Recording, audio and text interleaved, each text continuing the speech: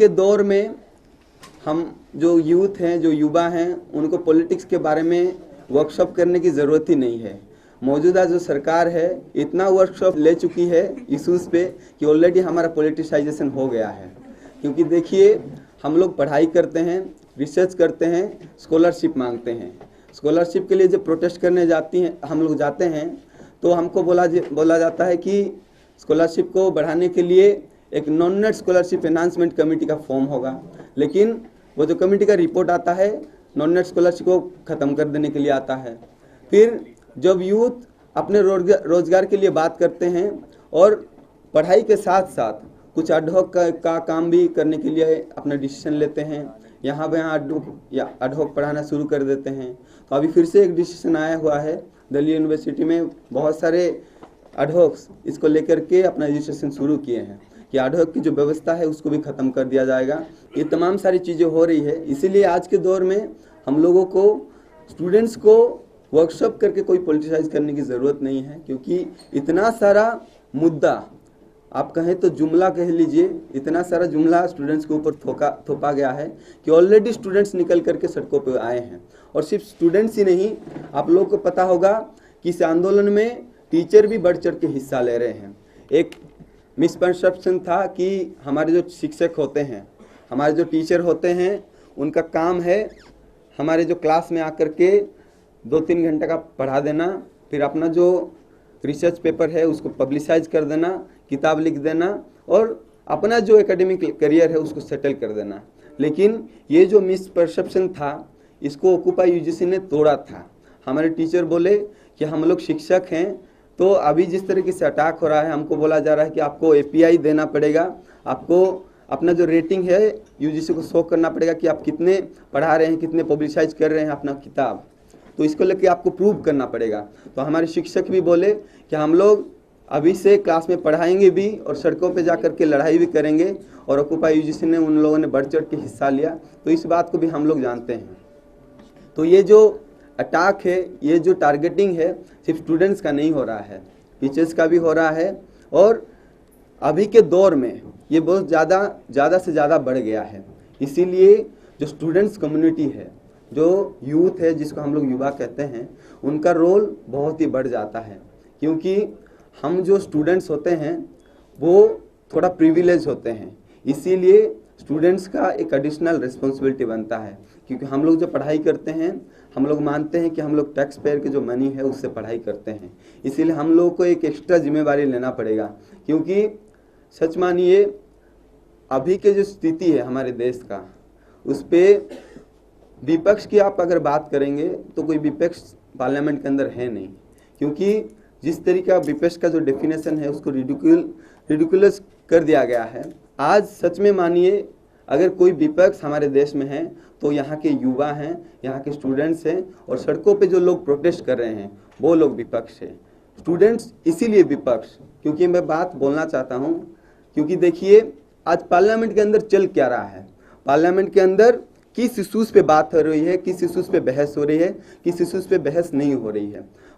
देश में अभी भुखमरी का इतना बड़ा एक इशूज़ चल रहा है, पानी की कमी है, वहाँ पे हमारे जो कृषक हैं वो आत्महत्या कर रहे हैं, दलितों पे खुलेआम अटैक हो रहा है, डे लाइट पे उनका जो जान है गंवाना पड़ रहा है, दलितों के साथ बलात्कार, आदिवासियों के खिलाफ दमन, माइनॉरिटीज़ के खिलाफ विचंटिंग, ये तमाम सारी चीज़ें हो रही हैं।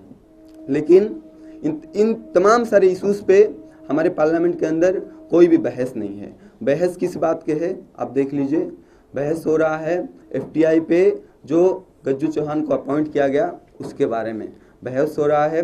जेएनयू पे कुछ छात्रों ने एक प्रोग्राम ऑर्गेनाइज किया था, उसको लेकर के नेशनलिज्म एंटी नेशनल का जो डिबेट है उसके ऊपर। तो इसीलिए मैं बोलना चाहता हूँ कि आज सच में अगर कोई रियल ओपोजिशन है, क्योंकि स्टूडेंट्स हैं, क्योंकि पार्लियामेंट के अंदर स्टूडेंट्स का इश्यूज पे चर्चा हो रहा है। हम लोग जो स्टूडेंट्स कम्युनिटी हैं, we are providing issues to our parliamentarians, हम लोग अपने पार्लियामेंटेरियंस को इशूज प्रोवाइड कर रहे हैं, उनके पास कोई इशूज है नहीं। इसीलिए हम लोग इस बात को गर्व से कहते हैं कि अगर पार्लियामेंट के अंदर कोई रियल ओपोजिशन नहीं है तो वो छात्र और शिक्षक हैं जो यूनिवर्सिटी और कॉलेजेस में पढ़ाते हैं और पढ़ते हैं। और देखिए किस तरह का अटैक है कि बीएचयू के अंदर अभी वहाँ पे जो इंडेफिनिट हंगर स्ट्राइक चल रहा था, हमारे साथी बैठे हुए थे वहाँ पे, तो वो लोग भूख हड़ताल कर रहे थे। और भूख हड़ताल की वजह क्या है आप लोग जानते हैं कि किस तरीके से एक मिनिमम फैसिलिटी, हम लोग रिसर्च करते हैं, हम लोग पढ़ाई करते हैं, तो हम लोग मांग करते हैं कि हमको 24/7 राउंड द क्लॉक एक लाइब्रेरी फैसिलिटी होना चाहिए। उस बात को लेकर के वहाँ पे साथी भूख हड़ताल कर रहे थे। भाई हम तो ये मांग नहीं कर रहे हैं कि हमको 15 लाख का सूट सिलवा करके दे दो, हम ये मांग नहीं कर रहे हैं। हम एक मिनिमम फैसिलिटी जो लाइब्रेरी एक स्टूडेंट्स का बुनियादी अधिकार है उसकी मांग कर रहे हैं। लेकिन उसके चलते एडमिनिस्ट्रेशन ने 9 स्टूडेंट्स को रस्टिकेट कर दिया और उनका अरेस्टिंग हुआ और अभी उनको छोड़ा भी गया है। और साथ ही साथ जो लोग उनके सोलिडारिटी में जा रहे थे उनको भी अरेस्ट किया गया। आप लोग को पता होगा आयसा के नेशनल प्रेसिडेंट कॉमरेड सुचिता दे और जेएनयू स्टूडेंट यूनियन के पूर्व वाइस प्रेसिडेंट, उनको भी अरेस्ट किया गया, कॉमरेड आनंद को। और अभी उन लोग को भी सुनने में आ रहा है कि छोड़ा गया है। लेकिन देखिए आज सारे जो शिक्षा संस्थान हैं उन पे क्यों अटैक हो रहा है। सिर्फ अभी बीएचयू का बात मैंने किया, पहले एफटीआई का हुआ, फिर एचयू का हुआ, फिर जेएनयू और नेशनल लॉ यूनिवर्सिटी आसाम, उस पर भी इस तरह का दमन चल रहा है।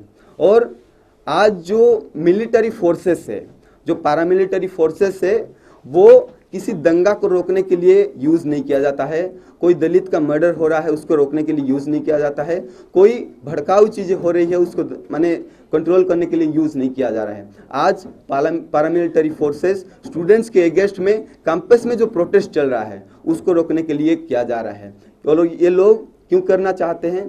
क्योंकि इन लोग का डर है, ये जो स्टूडेंट राजनीति कर रहे हैं, ये जो स्टूडेंट पॉलिटिक्स कर रहे हैं, उनका जो राजनीति है उनमें कुछ बुनियादी सवाल हैं, कुछ जेन्युइन क्वेश्चंस है। इसीलिए वो लोग डरते हैं और इस बात को चाहते हैं कि ये जो पॉलिटिक्स है, ये जो राजनीति है वो फैले ना। और क्योंकि स्टूडेंट सरकार का दिया हुआ जो जुमला है उसको एक्सेप्ट नहीं करते हैं, हालांकि स्टूडेंट्स उन जुमलेबाजों के खिलाफ सवाल पूछते हैं। इसीलिए वो लोग चाहते नहीं कि सवाल पूछे स्टूडेंट्स और उनका जो पोल है उसको खोला जाए। इसीलिए तमाम सारे यूनिवर्सिटीज़ के अंदर अभी एक मिलिटराइजेशन का एक दौर चल रहा है। ऐसा लग रहा है कि कोई कैंपस नहीं है, एक पुलिस कैंटोनमेंट है। इस तरीके से मिलिटराइज किया गया है। इसीलिए जब आज खुद को इस देश का नौजवान बोल रहे हैं तो इस बात को भी हम लोग को बोलना पड़ेगा कि जो लोग हमारे नाम पे राजनीति कर रहे हैं, जो लोग युवा के नाम पे राजनीति कर रहे हैं, 65 साल के हमारे दादाजी के एज के बुजुर्ग जो खुद को 56 इंच का सीना दिखाते हुए बोलते हैं कि मैं युवा का नेता हूं, हम लोग उनको रिजेक्ट करते हैं। अगर युवा का नेता कोई होगा तो वो रोहित वेमुला होगा। अगर युवा का नेता कोई मॉडल पेश किया जाएगा तो वो भगत सिंह का मॉडल पेश किया जाएगा, तो जो 23 साल में फांसी पर लटक करके अपनी जान दी थी, तो ये मॉडल को हम लोग को अपनाना पड़ेगा। ये जो आंदोलन अभी चल रहा है देश भर में, इस आंदोलन में हम तमाम सारे लोग जो हम लोग अपने कंट्रीब्यूशन दे पाए हैं और कंट्रीब्यूट कर भी रहे हैं। आने वाले दिनों में इस प्रक्रिया को हम लोग को और भी तेज करना पड़ेगा। अभी जिस तरह के दौर है, हम लोग बोल रहे हैं कि कोई डिफरेंसेस नहीं है। एक इमरजेंसी अभी के दौर में चल रहा है, वो इमरजेंसी अनडिक्लेयर्ड इमरजेंसी है। जिस बात को हम लोगों ने पिछले प्रोग्राम में भी बोला था, पहले डिक्लेयर किया गया था लेकिन अभी अनडिक्लेयर्ड इमरजेंसी है। लोगों को बिना बताए उनके खिलाफ कार्रवाई की जा रही है, लोगों को बिना बताए उनके खिलाफ एक्शन लिया जा रहा है। आप लोग देख लीजिए कि मतलब हम लोग ऐसा एक आपातकालीन स्थिति में होता क्या है, उस पे होता ये है कि आपको बोल करके, आपको जो बोलने का अधिकार है उसको हनन किया जाता है। उस पे कंसेंट लेते हुए आपका जो freedom of speech and expression है उसके ऊपर अटैक किया जाता है, उसको रोक दिया जाता है। लेकिन अभी का जो अनडिक्लेयर्ड इमरजेंसी का दौर है उस पे बिना बताए, बिना आपका कंसेंट लिए हुए आपके खिलाफ आपका जो बोलने का अधिकार है उसको हनन किया जा रहा है। इसीलिए ये ज़्यादा डेंजरस इसीलिए है क्योंकि जिस तरीके से एक मेजोरिटेरियन रूल थोपने की कोशिश की जा रही है, जिस तरीके से एक बहुमत जो कोट एंड कोट है उसके नाम पे माइनॉरिटीज़ के ऊपर अटैक हो रहे हैं, उसको हम लोग को समझने की ज़रूरत है।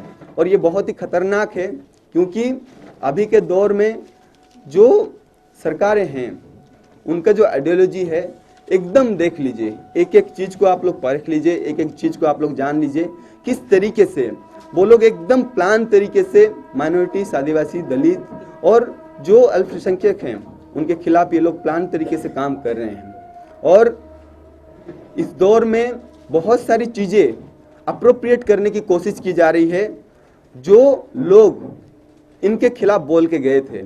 अगर मैं अंबेडकर की बात करूं, अंबेडकर ने अपने एक किताब स्टेट एंड माइनॉरिटीज में अपना जो आइडिया ऑफ कॉन्स्टिट्यूशन है उसको रखा था। अंबेडकर ने अपना जो आइडिया ऑफ कॉन्स्टिट्यूशन जो प्रेजेंट है वो तो कि उनके दिमाग में था, लेकिन वो जो रियल में वो इनैक्ट करना चाहते थे, जो वो लागू करना चाहते हैं, उसके अपनी किताब स्टेट एंड माइनॉरिटीज में लिखा है। और वो अपना जो कॉन्स्टिट्यूशन है वो बोले हैं that is not the constitution of India, वो बोले हैं कि United states of constitution of India, वो इस बात को बोले हैं। और उस पर माइनॉरिटीज का जो सवाल है, दलितों का जो सवाल है, इवन जो लेबरर्स है उनका जो सवाल है, उस पर अपना व्यू पॉइंट रखा है और बोला कि इन तमाम सारी जो कैटेगरीज हैं उनके सवाल पे हम लोगों को बात करना पड़ेगा। इसीलिए हमारे संविधान में इन लोगों का जो अधिकार है, इन लोगों का जो सवाल है, हमारे संविधान में उसको रिफ्लेक्ट करना पड़ेगा। उनका उनका जो अधिकार है उनको हम लोग को इंश्योर करना पड़ेगा।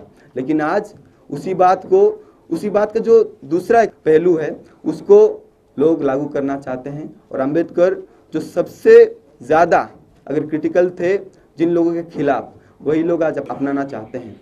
लेकिन ये हमारा रिस्पॉन्सिबिलिटी है हम सभी लोगों का, चाहे वो स्टूडेंट्स हो, टीचर्स हो, एक्टिविस्ट हो, चाहे वो तमाम सारे वो जो नागरिक देश में हमारे डेमोक्रेसी, सेकुलरिज्म और जो कॉन्स्टिट्यूशन का फैब्रिक है उसके पक्ष में खड़े होते हैं। इन तमाम सारे लोगों का ये रिस्पॉन्सिबिलिटी है कि हम लोग जो सच्चाई है उसको सामने आए और जो लोग इस तरह का राजनीति कर रहे हैं उनका पर्दाफाश करते हुए लोगों को बीच में जाएं। और पॉलिटिक्स अगर होगा तो लोगों का रियल इश्यूज पे होगा, और पॉलिटिक्स अगर होगा तो लोगों के जो बुनियादी सवाल है उस पे होगा। और इस बात को हम लोग को इंश्योर करना पड़ेगा आने वाले दिनों में कि हम लोग अगले 3 साल में कम से कम अपने आंदोलन के जरिए ये इंश्योर करें कि जिस तरह का मौजूदा हालात अभी की स्थिति में है, इस तरह का स्थिति फिर कभी पैदा ना हो। इस बात को हम लोग को इंश्योर करना पड़ेगा।